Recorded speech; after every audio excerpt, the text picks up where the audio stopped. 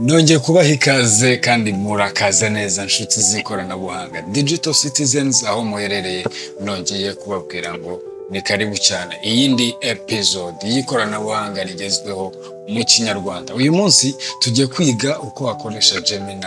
Gemini ni AI yakozwe na Google kugira ngo turaza kwifashisha mu gukora ifoto ya passport ukoresheje ifoto isanzwe wafashe kuri telefone yawe cyangwa se n'ahandi. Niba warigeze ujya gushaka foto passport ukishyura amafaranga menshi cyangwa se ugatinda ku fotozi muri photo studio, iyi video nitugera ku musozo turaza kuba wamenye uko ubasha kwikorera foto passport wicaye iwawe, uri muri coffee shop cyangwa se uri no ku kamoto cyangwa muri cab urimo kugenda. So ntabwo nza gutinda cyane kuko ni ikoranabuhanga rigezweho, turimo tureba uko twaribyaza umusaruro. Reka dutangire kugira ngo nze kukwereka neza. Reka mbanze nsobanurire ho gatoya ngo Gemini ni iki. Gemini ni programme ikoresha AI cyangwa se Artificial Intelligence, ubwenge bukorana. Ishobora kwandika inyandiko, ishobora guhindura amafoto, ishobora gukora design runaka, ishobora gutanga ibisubizo ku kibazo ushobora kwibaza bitewe, kandi ishobora no kugufasha mu mirimo myinshi y'ikoranabuhanga rigezweho. Ntabwo ari ukuvuga ngo ni ifoto yonyine ishobora gukora, ahubwo uyu munsi turaza kuyikoresha kuri use case yo kugira ngo tube twafata ifoto isanzwe hanyuma tukaza kuyinduramo foto passport yujuje ibisabwa. Ushobora kuba ukeneye kuyikoresha kuri document runaka, ushobora kuba hari ikintu ugiye gukora. Si ngombwa yuko mu 2026 ujya muri photo studio kugira ngo babanze bagutere akarabyo niba ari muri Sudan runaka kugira ngo ujye kudepoza dokima yawe ahantu. Ahubwo tugiye kubirebera hamwe muri ikoranabuhanga rigezweho. Turaza gukoresha Gemini. Ikintu usabwa cyonyine kugira ngo nyine ubashe gukora ifoto nk'iyi ngiyi, urugero ndimo kuvuga, urabona nk'izi foto, turaza kwifashisha ifoto nk'iyi ngiyi urimo kubona kuri screen yawe. Ushobora kuba ufite position iyo ari yo yose, aho waba uri hose, waba wambaye ingofero, waba wambaye rinete, waba wambaye iki, hanyuma tuza kuyihindura tube twakora foto passport nk'iyi ngiyi. Urabona final results, turaza kureba ibyo wakora fine tuning yayo. Ushobora kuba wambaye ingofero, ikaza kugukura mini ya ngofero, hanyuma ikaguha ibisabwa byose cyangwa se ibyo ukeneye kugira ngo ube wakora iyi foto passport runaka. Ni ikoranabuhanga rigezweho of course. Icyo ukenera wowe ni uko ushobora kuba usabwa cyangwa se utegetswe kuba ufite internet kuri mudasobwa cyangwa se kuri telefone yawe. Ikindi ni ukuba ufite konti ya Google. Konti ya Google ni Gmail. Abantu hafi ya bose ufite smartphone ufite na konti ya Gmail. Ikindi turaza kureba prompts narabasobanuriye, mbabwire ko ari bya kibazo cyangwa se ryabwiriza ya instruction duha model yo tumbwira ngo ndashaka ko nkorera iki n'iki. Niyo prompting. Nabwo ndaza kukwereka uburyo bwiza cyangwa se bukwiriye bwo gupromptingamo model nk'iyi ngiyi cyangwa se n'indi iyo ari yo yose. Ibindi bintu mbere yuko wenda tuza kudivinga in, ikintu nakubwira cyo nanone ukwiriye kugendera cyangwa se kureba ni ifoto ugiye gukoresha. Ifoto ugiye gukoresha ushobora kureba ijya kuba nziza kurusha izindi, ariko nubwo yaba ari mbi iraza gukunda. Ariko the more the picture is clear, the more AI is going to make it much better than you can expect. Ushobora kuba uko yabimeze kose tuzaza kuyikoresha. Hanyuma ikindi kintu tuza kurebaho ni step by step. Tujye noneho gutangira kureba ngo ni gute ushobora kuba wabikora. Baje gukora ka intro kugira ngo twumve uko byagenda. Hanyuma ikintu ukurikizaho bafungura browser yawe ukoresha. Wowe sinzi browser ukoresha iyo ariyo, njye mumaze kumenyera ko nkoresha Brave ni browser.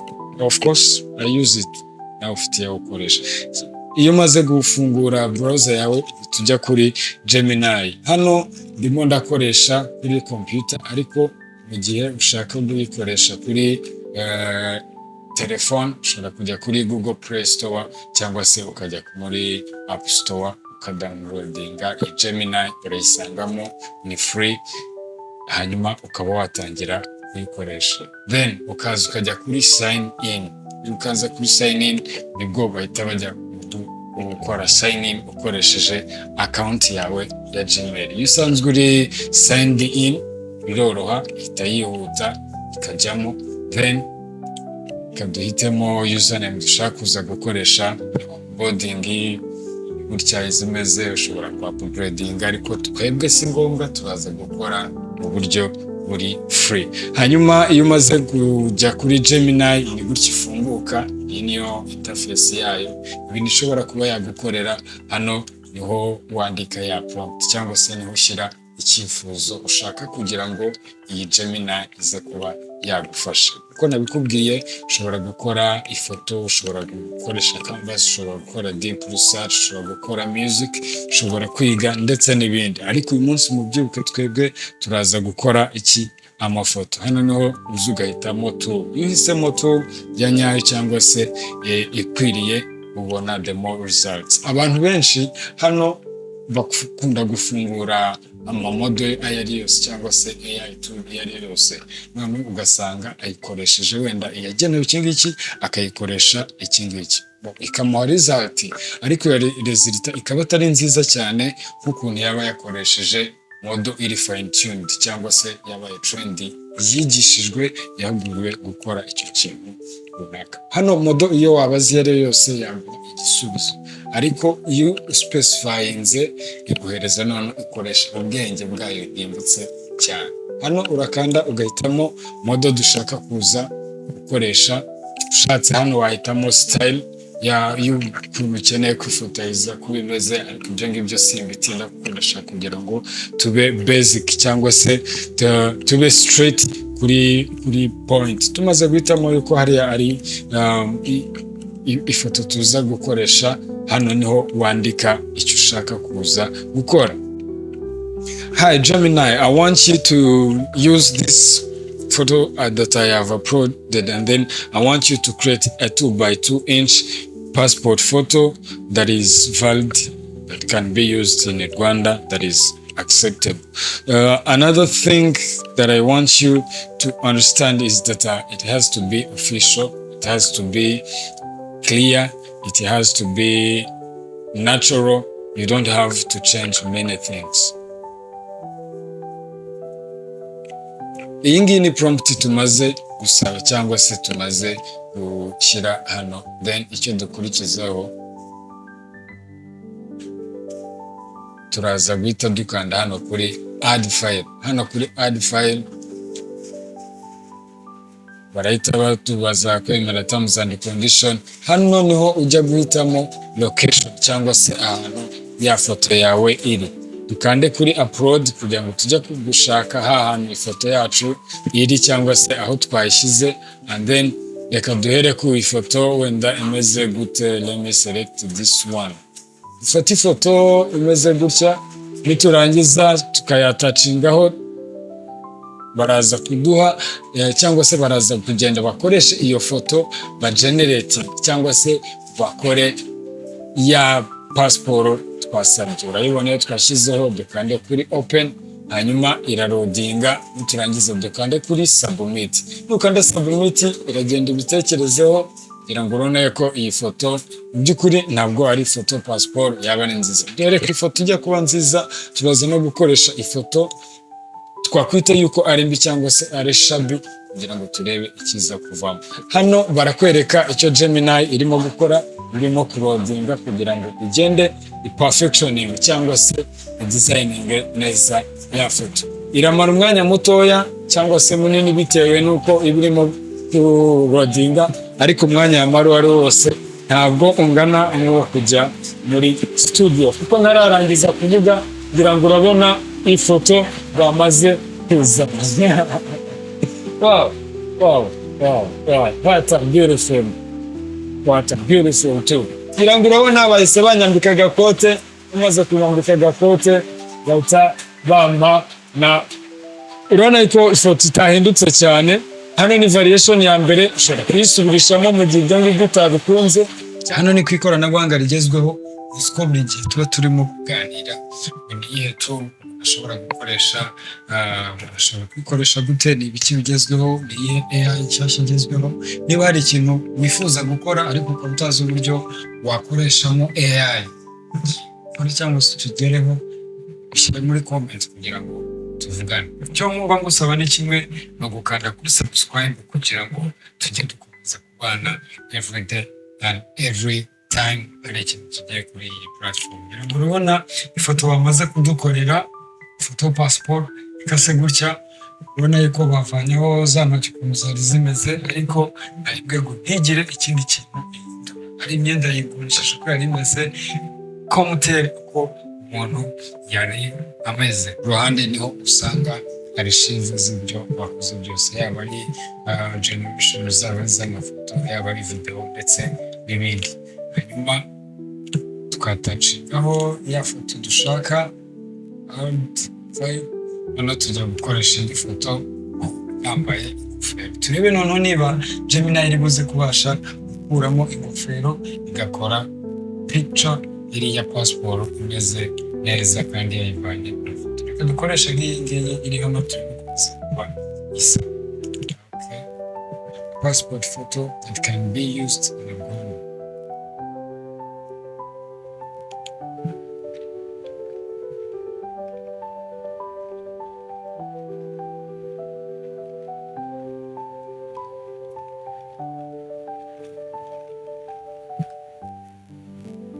Dukanda kuri send, turareba irimo kurundinga Nano Banana 2. Nano Banana 2 isohotse mu cyumweru gishize, mbese niyo iri latest turimo gukora iyi tutorial. Hari indi yaba yasohotse mutahana, ndi ready kukwereka ikora n'uburyo wowe wayikoresha. Kuko ukoresha iyi Nano Banana cyangwa se Gemini cyangwa se wayikoresha iri muri Google AI Studio, aho yaba iri hose uzabona a huge nice results. Umwanya bigiye gutwara kugira ngo creating iyi foto niyisoza turahita tubona results. What the heck? Hano urabona yuko yayikoze ariko yahinduye uyu muntu cyane, yahinduye isura cyane. Kubera ikindi prompt twakoresheje, mpamvu nkoresheje iyi foto nashyiraho a short prompt kugira ngo nkwereke a best practice and bad practice. Urugero, urabona iyi ngiyi nambaye ingofero. Nambaye ingofero biraza gutuma itayibona neza, ishobora gusanisha kugira ngo urebye results twabonye hano yatuma ubona ko ijya gusamo ukuntu n'iriya foto twashyize hariya, ariko ntabwo biba bisa neza niyo twabonye cyagiye hano kuri iyi ngiyi dukoresheje ifoto. Rero nawe urimo kujya kugeneratinga cyangwa se urimo guhindura ikintu, uzajya bigerageza biha as something clear as possible. Turabona ko nubwo bitari clear, gerageza gusanisha. Tujya gushyiramo indi ijya gusa nk'abona bwo voilà, nambaye rinete. Hanyuma turebe ngo iyi foto iraza kuyikora imere gute. Urabona ukuntu imeze, turebe niba iri buze gukuramo rinete, igakuraho background, igakuraho kimwe cyose. Let's send this.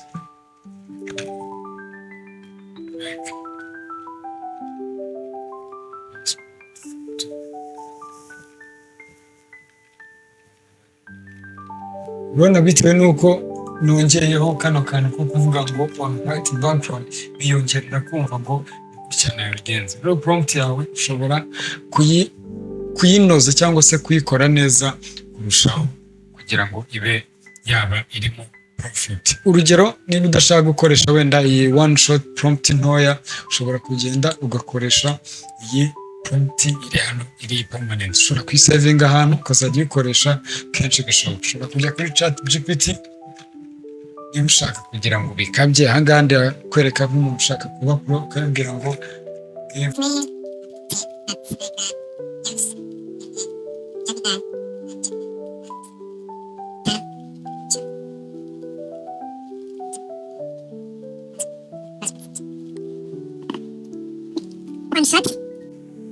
turebe ibyo igiye kuduhereza iyi ChatGPT. Good. urabona zino details zose ntabwo zijya kuba ariyo gukoresha urabona kuko twebwe ntabwo tuzi ngo professional picturing turabanza dukoreshe iyi modo igende bituzanire byose bishyire hano hanyuma niturangiza tuvuge tuti okay passport photo transform yes none tubwire ngo I want specific for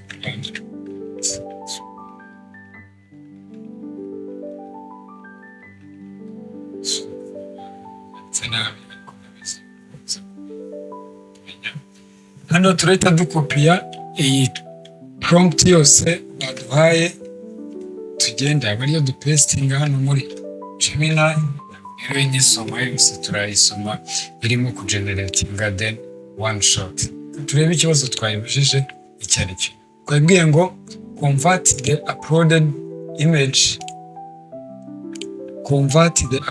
image into Rwanda passport photo that meets official standards. So standards ni izihe? Ni biri kuri background y'umweru, kuba head centered, byo mu Rwanda byose basaba technical alerts, noneho turaza kureba icyo baza kuduhereza na final results. Hano impamvu rero iduhaye bino bintu bimeze gutya, tubanza kuzana aya matext. Ibuka nakubwiye ngo ugomba guhitamo modo ugiye gukoresha. Niba twahisemo iri by default aho ngaho na matext, iyo wabanje guhitamo yuko ari image, icyo gihita ikora image direct itabanje kuzana chat. So ngira ngo nagerageje kuba detailed, narambiranye ndimo mbereka kandi kugira ngo tindi iyo ngiye kuvuga kuri modo gerageza kuba detailed cyane kugira ngo kumva nzi ko harimo abantu batari abatekisazi cyangwa se batari abahanga cyane gukoresha rino koranabuhanga, kugira ngo byibura noroshye ururimi, noroshye imvugo, kibanditse abe yabasha kumva uko rino koranabuhanga ikora cyangwa se uko tubikoresha. Kugira ngo urabona ukuntu yagerageje kubikora, uyu muntu wagira ngo turavukana cyangwa se twahuye muri kabiri imbere y'abazungu. Urabona ko ifoto mbi ituma ubona resulta mbi.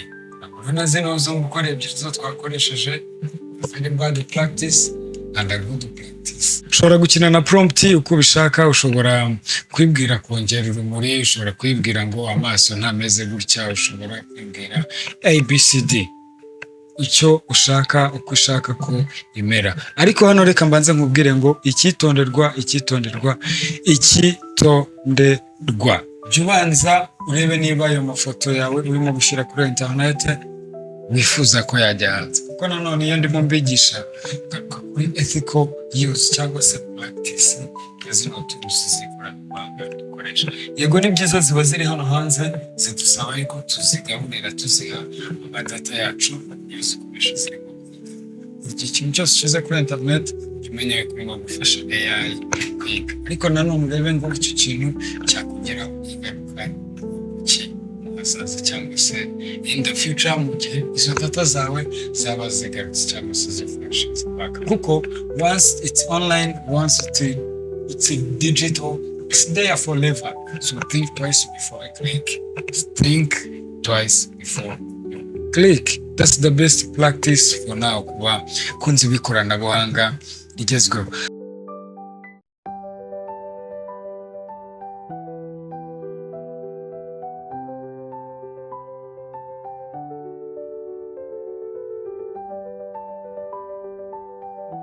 Nkuko mubibonye, gukoresha Gemini mu gukora ifoto ya passport biroroshye cyane, ni nka guhumbya. Twe twatinze kuko nari ndimo kwigisha. Ushobora kuba maybe we cyo usabwa no kuba ufite ifoto nziza yawe isanzwe, ushobora gukoresha prompt isobanutse ndetse ukaba wagenda unayikosora gahoro gahoro. Niba iyi video yagufashije cyangwa se ubona ari ingenzi, kanda like, kanda subscribe, shire muri comment icyo wifuza ko twazajya tuganiraho ubutaha, cyangwa se indi tool cyangwa se aho tumvise kuri iyi ngiyi ya Gemini na No Banana murakoze cyane kubana nanjye, tuzongera mu yindi video. Hasta la vista Victoria, siempre let me know out.